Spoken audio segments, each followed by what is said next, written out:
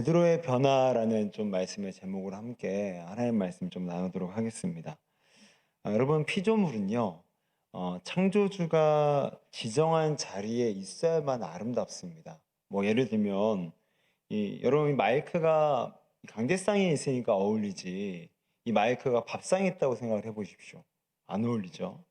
뭐 또 이 꽃꽂이를 너무 우리 권사님께서 이쁘게 잘해주셨는데, 이 꽃꽂이가 지금 강대상 옆에 있으니까 너무 아름답지만, 뭐 이게 뭐 나이트클럽이나 어디 뭐 돼지우리 이런 데 들어가 있으면 어울리겠습니까? 그러니까 적합하지가 않은 거죠.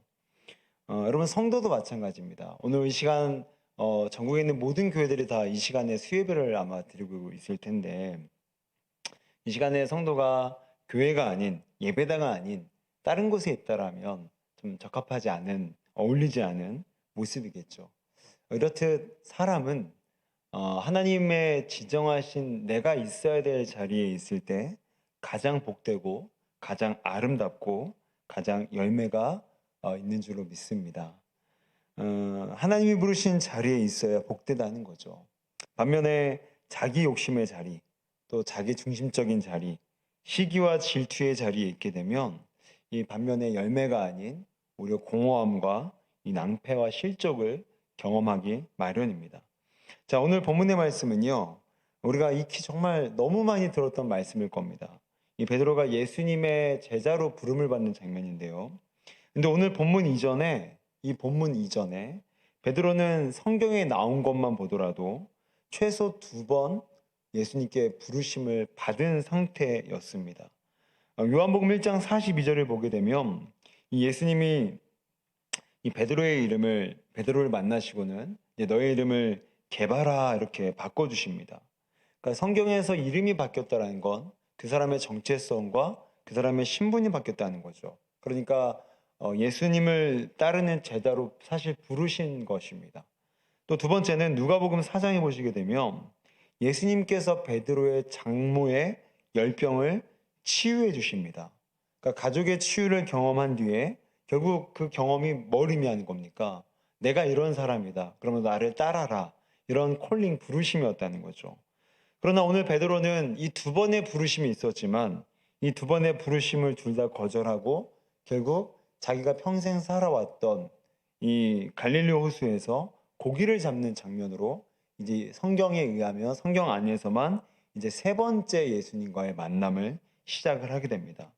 자, 오늘 본문을 보게 되면 베드로는 밤새 수고했지만 고기를 못 잡았다고 얘기를 합니다. 허탕을 치고 이제 빈손으로 돌아오게 된 거죠. 이 피조물이 창조주의 부르심을 거절하니까 이러한 결핍을 경험함을 지금 성경이 강조하고 있는 겁니다. 왜냐하면 이 당시에 갈릴리 호수는요, 사실 나가면 고기를 잡을 수밖에 없었던 풍성한 정말 어항 같은 곳이었습니다. 그래서 이 평생을 이 물고기 잡이었던 베드로가 고기를 못 잡고 복귀했다? 되게 말이 안 되는 상황이었던 겁니다. 그러니까 예수 그리스도의 부르심을 거절한 인생에게 남긴 그 삶의 흐름은 결국 실패와 공허임을 지금 베드로의 빈 그물이 우리에게 강조하고 있다는 거죠. 여러분, 질문 드리겠습니다. 여러분은 하나님의 부르신 자리에 지금 있으십니까? 아멘이십니까? 여러분, 제가 자리라고 해서 이것은 어떤 특정한 공간을 말씀드리는 게 아닙니다. 이거는 어떠한 공간의 의미가 아니라 내 삶의 어떤 공간 영역에서든지 내가 예수님을 따르고 예수님의 방식대로 살아가며 예수님을 닮아가고 있다면 그 사람은 그 예수님께서 부르신 자리에 있는 것이고, 반면에 내가 아무리 교회라는 공간에 앉아있다 할지라도 또한 종교적인 어떤 모습과 행태를 보인다 할지라도 그 삶 가운데 예수님을 따르거나 예수님의 삶의 방식을 담지 못한다라면 그것은 예수님의 부르심의 자리에 있지 못하는 것입니다. 그래서 오늘은 이 본문의 말씀을 좀 가지고요, 어떻게 해서 베드로가 결국에는 이 3번째 만남을 통해서 예수님을 쫓게 되었는지, 그러한 좀 흐름 가운데 우리 또한 베드로처럼 예수님의 제자로 그 콜링 앞에 순응하고 순종하여서 이제는 정말로 결핍과 공허가 아닌 예수 그리스도의 부유하심과 채우심을 경험하는 우리 인생들 되시기를 주의 이름으로 축원드립니다. 우리 좀 두 가지의 좀 원리를 좀 살펴보려고 하는데요. 어떻게 베드로는 부르심에 응답할 수 있었을까? 이 첫 번째는 하나님의 크심을, 하나님의 위대하심을 경험했다라는 겁니다. 자, 우리 1절을 좀 이제 좀 눈으로 보시게 되면, 자, 1절을 보게 되니까 무리가 예수님께 말씀을 듣기 위해 나왔다라고 얘기를 해요. 그러면서 그 장소를 이 게네사렛 호수라고 얘기를 하는데, 이제 여기는 바로 우리가 익히 잘 아는 이름 갈릴리 호수입니다. 자, 그런데 2절과 3절을 보게 되니까 예수님이 호숫가에 배 두 척이 있는 것을 보시고는, 의도적으로 배 두 척이 서 있는 것을 보시고는 그 중에 의도적으로 시몬 베드로의 배에 올라타게 되십니다. 그러니까 여기에 온 목적이 무리들에게 말씀을 증거하는 목적도 있었겠지만, 더 그러니까 주된 목적은 베드로를 다시금 당신의 제자로 끌어들이기 위한 이 만남의 계기와 장이 이 베드로 배 위에서 펼쳐지게 될 것을 지금 보여주고 있는 것이죠. 자, 4절을 보게 되니까 예수님께서 무리들에게 말씀을 마치셨어요. 그리고 바로 시몬에게 이어서 말씀하십니다. 얘야, 그물을 내려 고기를 잡아라. 자, 그런데 사실 이 예수님이 고기를 잡으라는 이 명령, 이 4절에 있는 이 명령은요, 세 가지 면에서 굉장히 비현실적인 명령이었습니다. 첫 번째는요, 오늘 4절을 보시게 되면 예수님께서 뭐라고 구체적으로 말씀을 하시죠? 깊은 데로 가서 그물을 내려라 라고 말씀을 하세요. 자, 그런데 갈릴리 호수는요, 지형상 대부분의 물고기가 얕은 물가에 살았습니다. 저는 가보질 못했지만 갔다 온 분들의 연구에 따르게 되면 이 지형 자체가 깊은 곳엔 산소가 너무 희박한 거예요. 그래서 물고기들이 다 얕은 곳으로 다 몰려있는 형태라고 합니다. 자, 그러다 보니까 여러분, 예수님은 목수였잖아요. 베드로는 뭐였죠? 어부였습니다. 목수 주제에 아무것도 모르고 깊은 곳으로 들어가라고? 이 평생 물고기 잡이 전문가였던, 그러니까 말 그대로 이 물고기 박사였던 베드로의 입장에서는 뭐 깊은 데로 들어가라고? 말도 안 되는, 정말 물고기의 물자도 모르는 그런 무식한 소리였습니다. 자, 두 번째는 어떤 면이 비현실적이었냐면요, 지금 예수님께서 베드로에게 그물을 던지라고 시켰던 타이밍, 이 때가 낮이었다는 거예요. 여러분, 지금 베드로는요, 밤새 고기를 잡고 왔습니다. 여러분, 누가 귀찮아서 일부러 밤에 나가는 사람이 어디 있습니까? 지금 이 당시에는요, 그물 있잖아요. 요즘 날에는 우리 낚시하는 분들은 워낙 좋은 그물을 쓰시지만, 이 당시에는 세마포로 만들어져서요, 그물이요. 그러니까 물속에서도 그물이 훤하게 너무 잘 보이는 거예요. 그러니까 그러다 보니까 정말 이 물고기가 정말 눈이 나쁘거나 아니면 아예 장님 물고기가 아니면 이 낮에는 이 그물이 다 보이는 거예요. 그러니까 일부러 어부들이 낮이 아니라 다 밤에 가서 밤새도록 물고기를 잡아왔습니다. 자, 그런데 오늘 예수께서 뭐라고 언제 말씀하셨다고요? 낮에 그물을 던지라는 거예요. 물고기들이 바보냐고요. 그러니까 베드로 입장에서는 이 사람 뭐야? 이런 생각이 들 수밖에 없었다는 거죠. 자, 세 번째는요, 이 지금 베드로의 컨디션입니다. 말씀드렸던 것처럼 이미 베드로는 과로 상태입니다. 너무너무 피곤한 거예요. 여러분, 피조물이 낮을 역행하고 밤을 샌다? 굉장히 피곤한 일이죠. 자, 그런 상태에서 2절을 보세요. 2절 끝에 보니까 뭐라고 말씀하고 있죠? 그물을 씻었다라고 얘기를 합니다. 여러분, 우리 어렸을 때 우리 저녁에 늦게 들어가면은 이미 다 저녁밥 밥 다 차려 드시고 설거지까지 다 끝내놓고 아들이 들어와서 엄마 밥 줘 하면 엄마 마음이 어떤 마음이 들죠? 저 인간 죽이고 싶다. 네가 알아서 차려 먹어라. 이런 말을 내뱉고 싶지만 어쩔 수 없이 눈물을 머금고 차려주는 거 아닙니까? 지금 여러분, 베드로가 날을 샜습니다. 제정신이 아니에요. 이 세마포 그물을 씻는다는 것 또한 몇 시간이 소요될 만한 일이었어요. 다 작업 맞춰놨습니다. 말 그대로 심하이 끝냈습니다. 그런데 또 그물을 내리래요. 그러니까 물에 대한 지식도 없지, 밤낮도 못 가리지, 그물이 어떤 형태인지도 모르지, 목수 주제에 지금 어부한테 명령질이나 하지. 이런 상태에서 모든 걸 다 끝내놓은, 정말 귀찮고 짜증나 죽겠는데 그물을 또 내리래요. 이것도 잘못 내려서 허탕치면 또 몇 시간 동안 오전 시간 다 날리고 잠도 못 자고 그물 또 닦아야 됩니다. 이러한 세 가지의 정말로 비현실적이고 합당하지 않은 비합리적인 예수님의 명령이 떨어진 겁니다. 그물을 던져라. 자, 그랬는데 베드로가 5절에 보게 되니까 시몬이 대답하여 이르되 선생님 우리들이 밤이 새도록 수고하였으되 잡은 것이 없지만은 말씀에 의지하여 내가 그물을 내리리이다 하고, 오늘 베드로는 그물을 던집니다. 그런데 어떻게 그물을 던졌다고요? 뭐를 의지하여? 말씀을 의지하여. 아까 말씀드렸던 것처럼 이미 베드로는 성경 안에서만 이미 두 번의 예수님의 만남을 가졌습니다. 그 두 번의 만남 속에서 자기 장모의 치유 또한 경험했습니다. 그러므로 베드로가 들었던 말씀은 이론과 철학이 아니라 정말 사람의 아픈 몸까지도 살릴 수 있는, 정말로 귀신을 쫓아낼 수 있는 능력의 말씀이었어요. 더군다나 성경에 기록되지 않았지만 이 당시에 예수님의 소문은 너무나 이제 넓게 퍼져 있었기 때문에 유대인이었던 베드로도 이제 안식일이었으면 회당에 가서, 아니 그러니까 그 회당에 가는 날짜에 가서 말씀을 들었을 겁니다.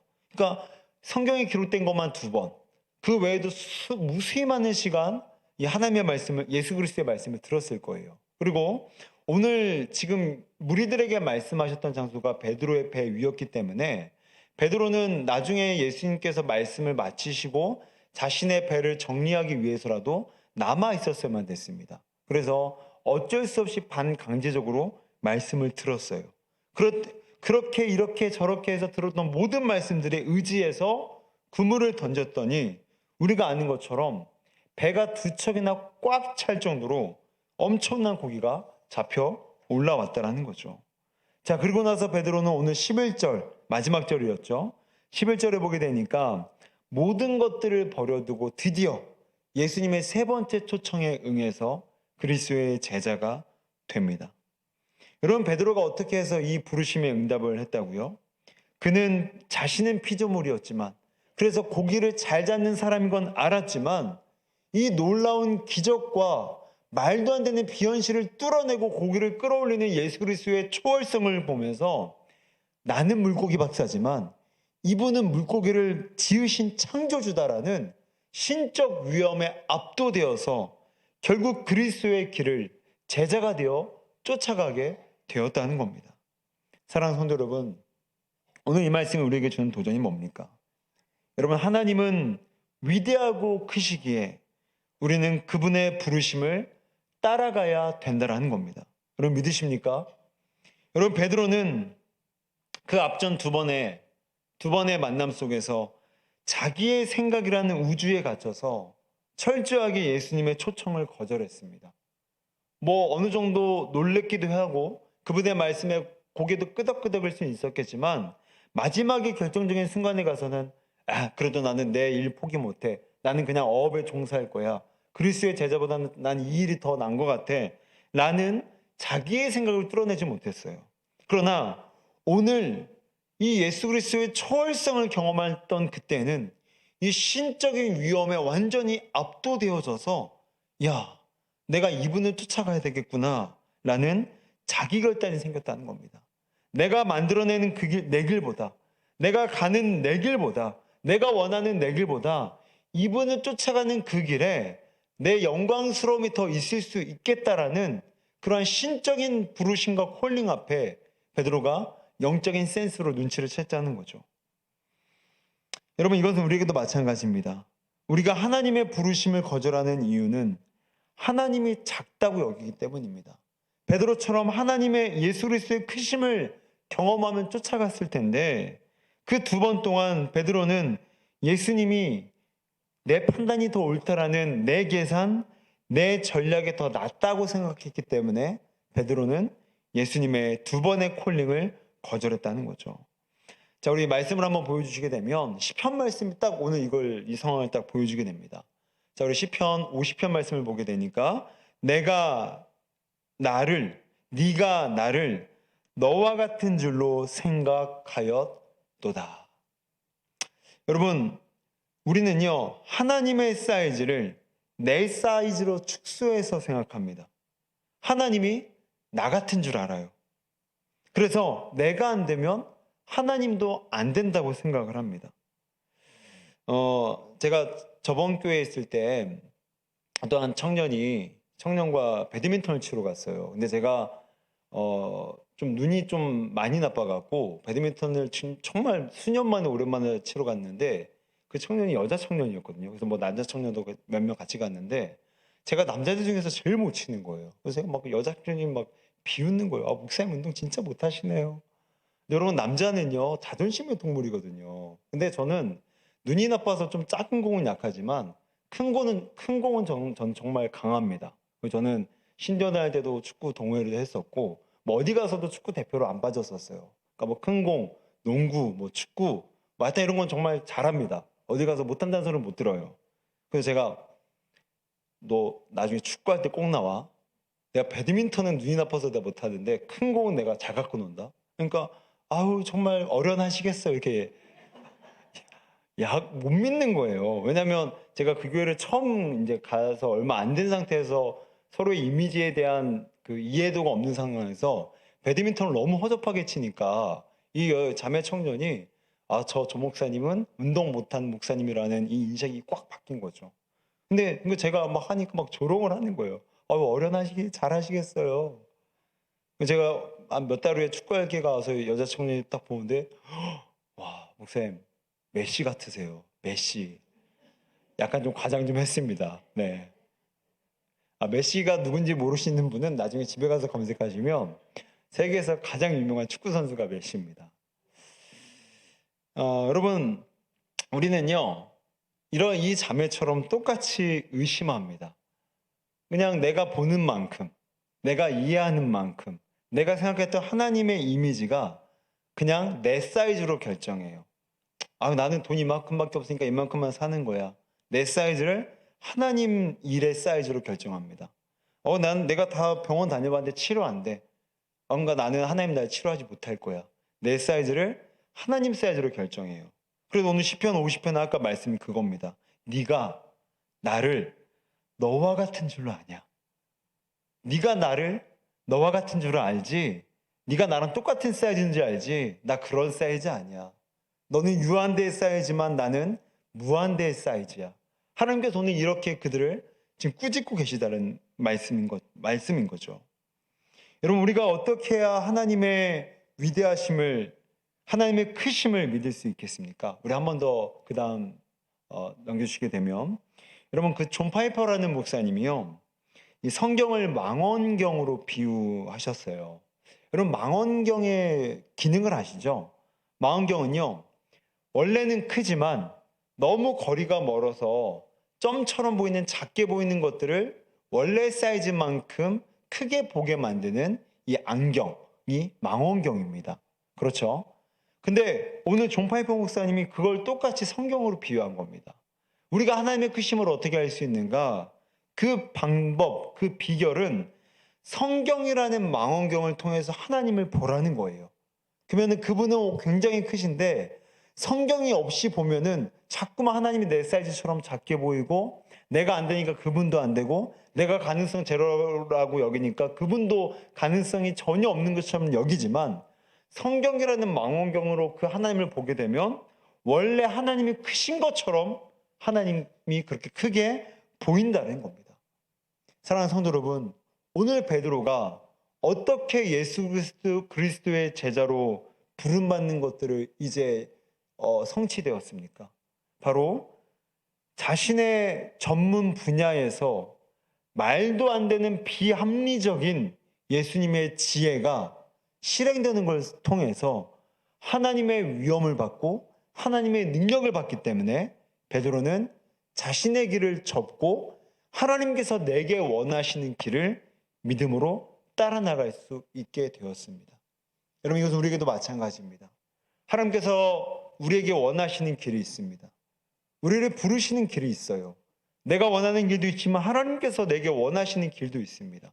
근데 우리는 겁이 많고 때론 귀찮기도 하고 안 될 것 같아서 포기하고 단절합니다.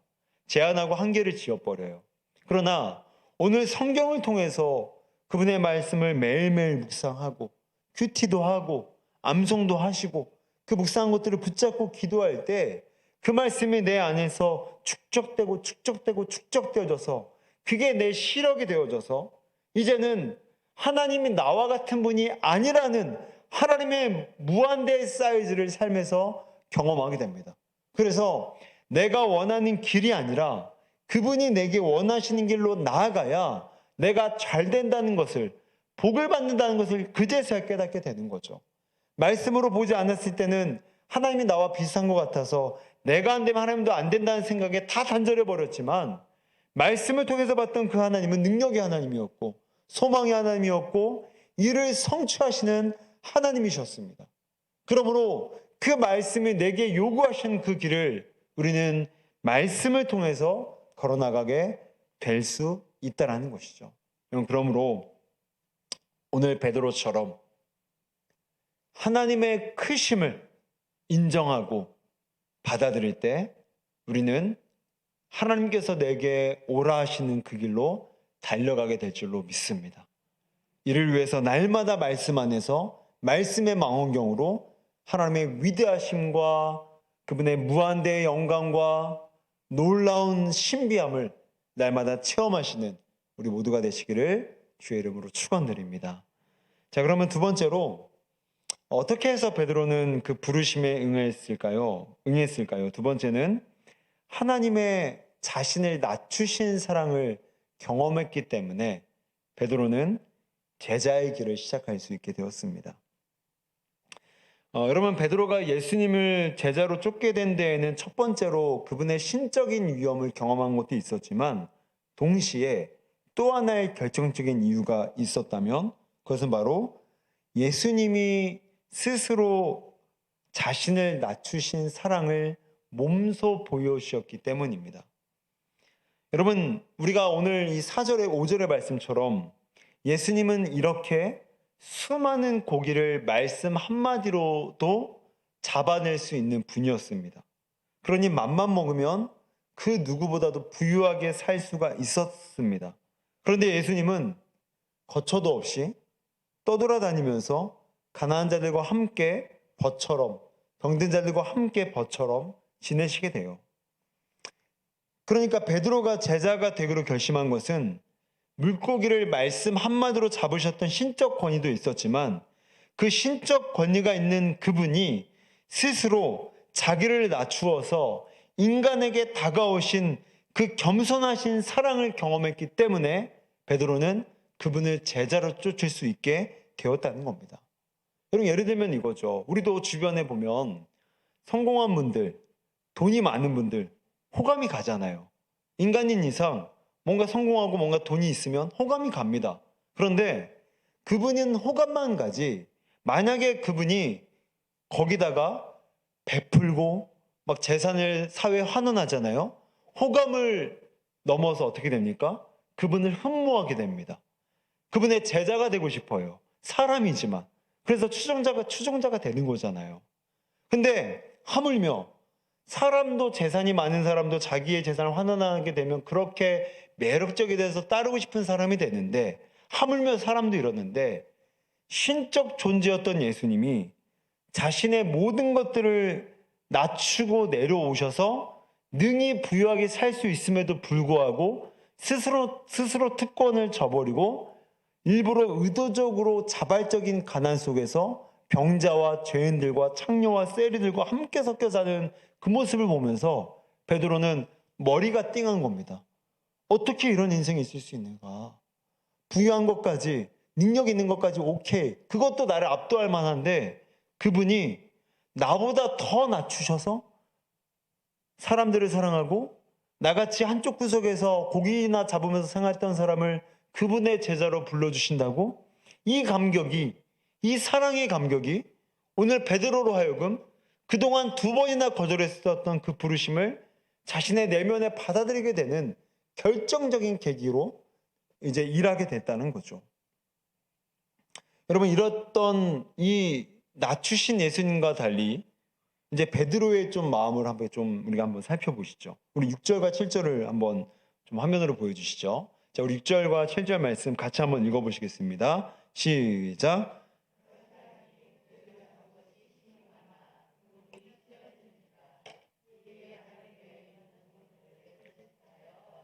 도와달라 하니 그들이 와서 두 배의 채음에 잠기게 되었더라.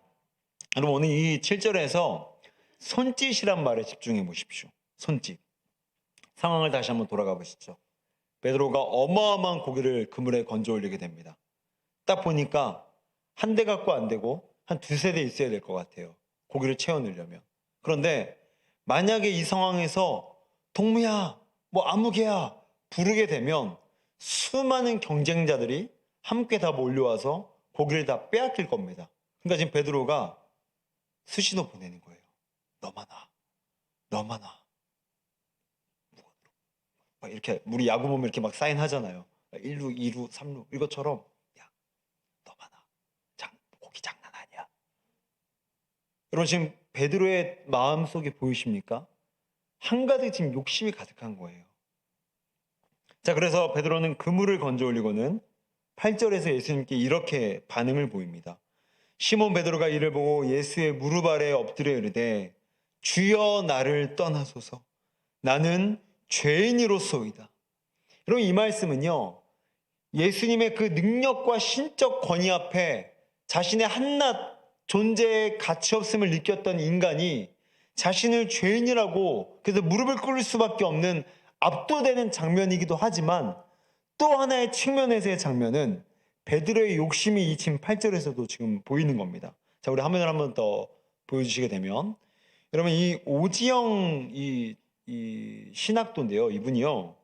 뭐 우리나라 최초일지 모르겠지만 미국에 있는 굉장히 유명한 신학교에서 헬라어 히브리어를 잘한다고 우수상을 받은 대단한 이 여자 아마 전도사님인 것 같은데 그런 분입니다. 그래서 제가 이 책을 읽다가 이분이 지금 이 당시에 8절을 지금 이렇게 다시금 그 상황에 맞게끔 의역을 하신 거예요. 잘 들어보십시오. 뭐 보이시겠지만 제가 다시 한번 읽어드릴게요. 이 괄호는 제가 넣은 겁니다. 그러니까 빼고 읽겠습니다. 당신은 누구십니까? 예수님은 누구십니까? 떠나가소서. 저는 죄인입니다. 저는 물질을 더 사랑하고 죄 가운데 살다가 죽을 수밖에 없는 존재입니다. 저는 제게 풍부한 재물을 가져다 줄 이 물고기를 만지는 것이 훨씬 좋습니다. 거룩한 당신의 손을 잡는 것은 준비되어 있지 않습니다. 이 배에 당신을 모시고 있기도 감당할 수 없습니다. 제게서 그물망을 거두고 떠나소서. 저는 당신의 그물에 걸릴 수 없는 사람입니다. 예, 내려주셔도 됩니다. 여러분 이 오지영 이 전도사님께서 표현한 이 8절의 베드로의 심정이 뭡니까? 나는 물고기를 잡고 싶지 예수님의 손 잡기 싫습니다. 나 그렇게 거룩한 사람 아닙니다. 나 제자가 되어서 예수님과 거룩한 사역을 감당하기보다는 예수님과는 좀 거리 유지한 채로 그냥 주일에만 교회 나가고 그냥 물고기떼로 장사해서 편히 먹고 살고 싶은 그런 나는 세속적인 사람입니다. 나를 죄인이라 부르든 말든 상관없습니다. 나는 예수님보다 돈이 좋습니다. 그러니까 나를 떠나주소서. 여러분 너무 우리의 마음 같지 않습니까? 우리도 그렇잖아요. 저는 이 의역이 우리의 사실 마음을 많이 잘 표면화시키는 것 같아요.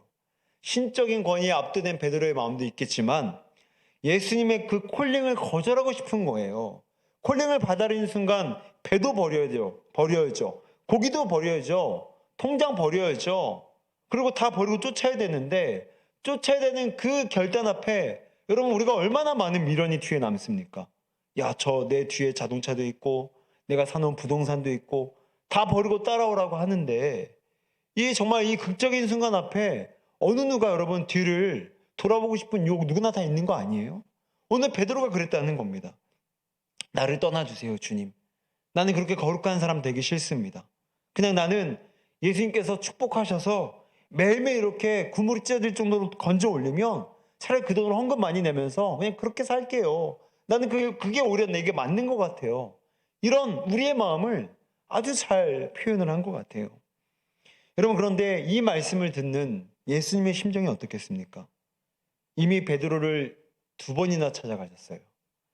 그게 안 돼서 오늘 3번째 다시 한번 찾아가셨습니다. 그래서 그 베드로의 마음을 열기 위해서 당신의 신적인 위엄과 능력을 말씀으로 고기를 잡는 것들을 보여주십니다. 도저히 설득이 안 되니까 눈으로 봐서라도 날 쫓아오라라는 마음으로 보여주신 거 아닙니까? 그런데 그 능력에 눈이 멀어서 나는 당신보다 당신의 그 능력이 더 좋습니다. 그러니 당신의 능력만 여기 남겨두고 당신은 날 떠나가소서.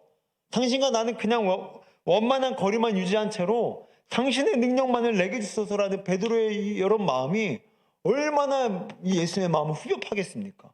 우리 자녀들과 관계를 똑같이 비유해 보세요. 엄마 아빠 그냥 내 사업자금 좀 투자해 주세요. 그 대신 사업장에 찾아오지 마세요. 저 바쁘니까. 똑같은 거 아닙니까?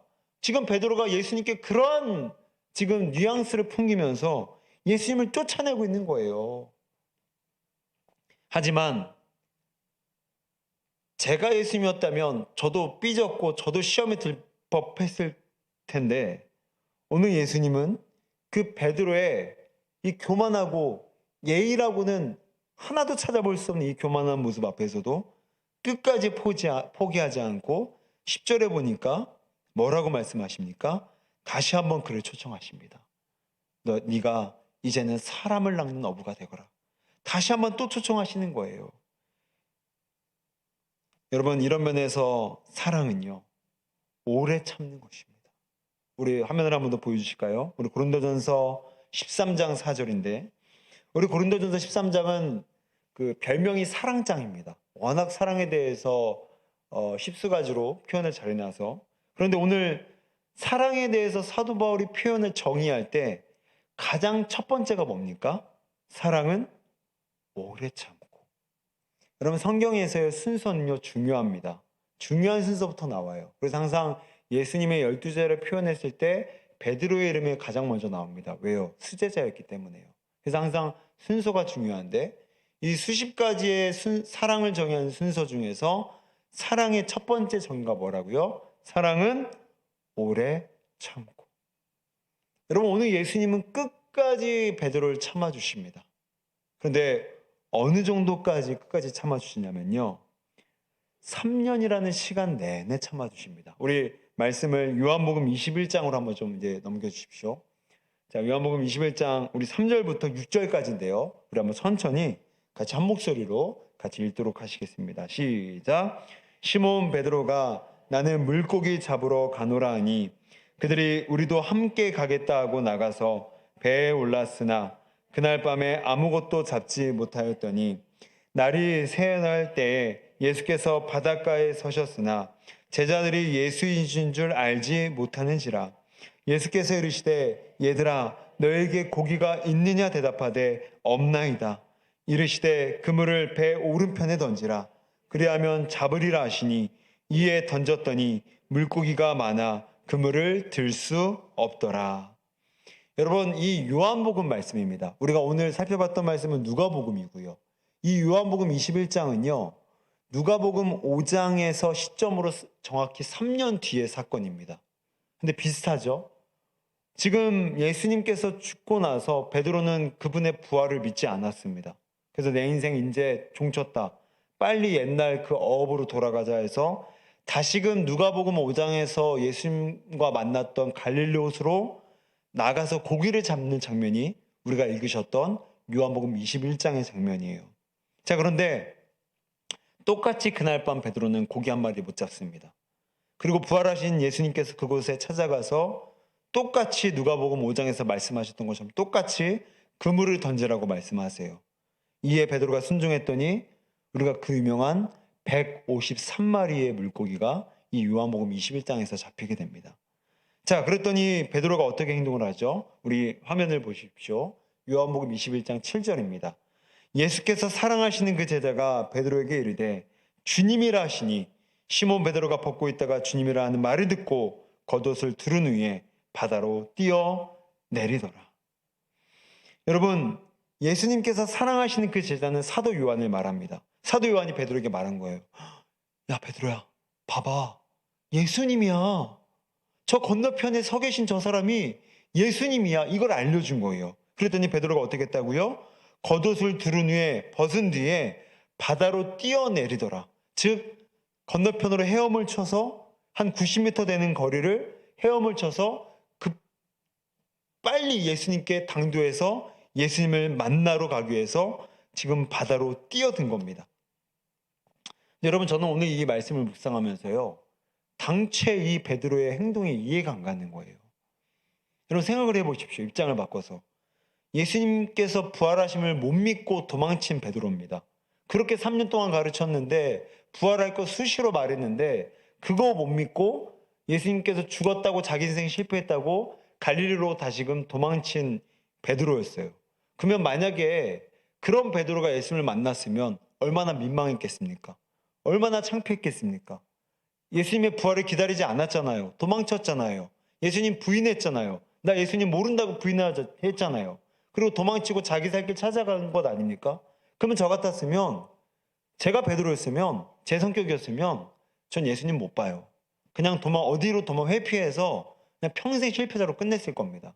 너무 미안하고 뻘쭘하고 부끄러워서 다시는 예수님 앞에 못 섰을 겁니다. 근데 오늘 베드로는요, 사도 요한이 야 예수님이야라는 그 한마디에 자동적으로 마치 저장된 것처럼 걷어뻗더니 바다에 뛰어내려서 90m를 헤엄쳐서 예수님께 가서 아마 끌어안았을 겁니다. 예수님이군요. 예수님이군요. 근데 저는 이 도저히 풀리지 않는 베드로의 행동이 오늘 누가복음 5장에 그 답을 찾았어요. 뭐죠? 요한복음의 베드로는 그물 153마리의 꽉 찬 고깃대를 바라보면서 3년 전 자신을 제자로 초청하기 위해서 3번이나 자신을 찾아왔던 그 갈릴리 호수의 그날의 사건을 떠올렸을 겁니다. 평생을 생선만 잡던 자신을 불러서 사람을 낚는 어부 삼아 주시고 3년 동안 데리고 다니면서 큰 기적과 사랑을 베푸셨던 꿈 같은 날들이 그의 머릿속에서 주마등처럼 흘러갔을 겁니다.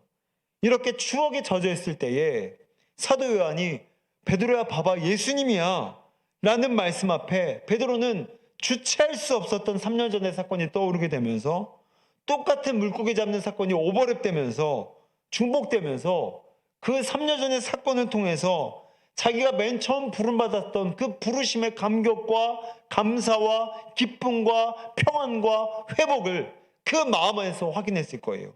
그래서 그는 도저히 참을 수가 없어서 바다에 들어서 90m를 헤엄쳐서 가서 예수님을 끌어안으면서 주님, 제가 잘못했습니다.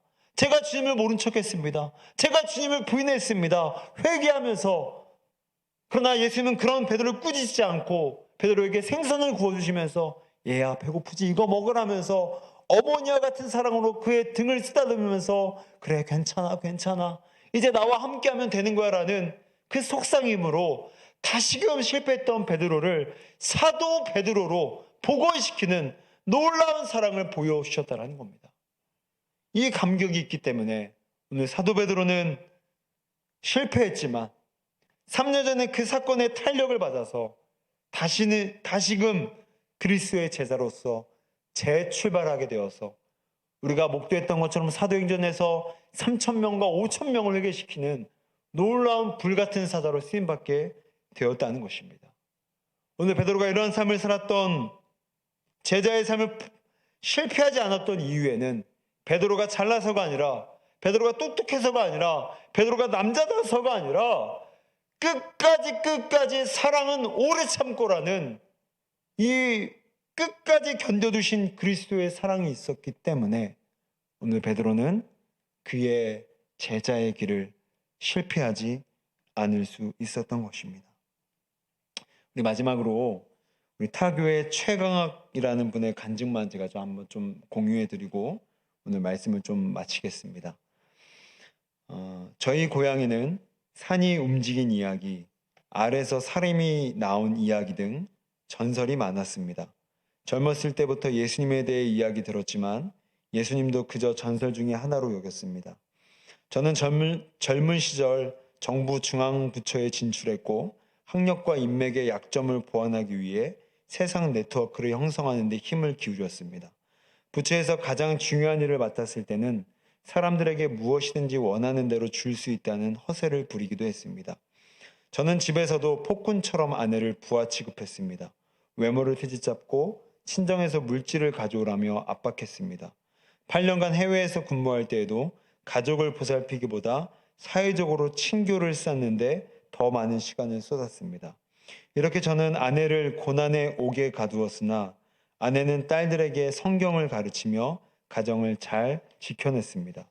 저의 허세와 교만이 극에 달하던 때에 하나님은 저를 부르시는 고난을 허락하셨습니다. 단장의 자리에서 해임되어 부하였던 팀장의 지위를 받는 처지로 전락하게 된 것입니다.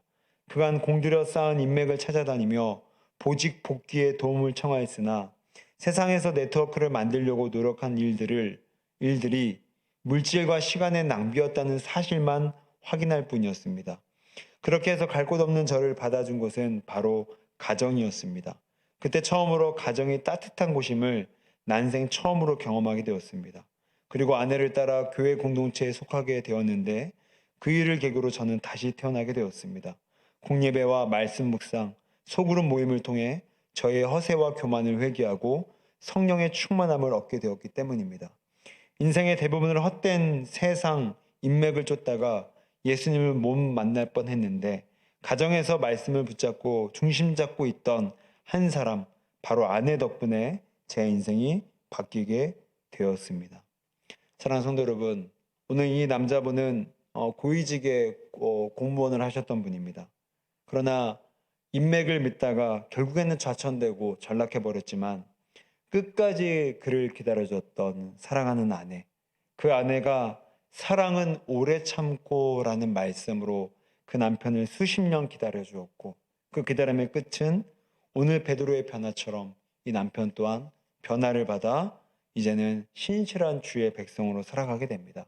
사랑하는 성도 여러분, 오늘 우리가 이 부르심에 응하기 위해서는 매일매일 최선을 다해 살아가는 것도 중요하겠지만 하루에 잠깐씩이라도 짬을 내서 내가 얼마나 예수님께 큰 사랑을 받고 사는지 늘 확인하고 발견할 때야 비로소 우리는 하나님의 부르신 자리에 있게 될 줄로 믿습니다. 그러므로 날마다 베드로가 예수님의 사랑을 확인받고 발견하여서 그 부르심의 길을 쫓아갈 수 있었던 것처럼 우리 역시도 날마다 그분의 사랑을 확인받고 날마다 발견하여서 이제는 그분의 제자의 삶을 살아가는 우리 모두가 되시기를 주의 이름으로 축원드립니다. 기도하시겠습니다.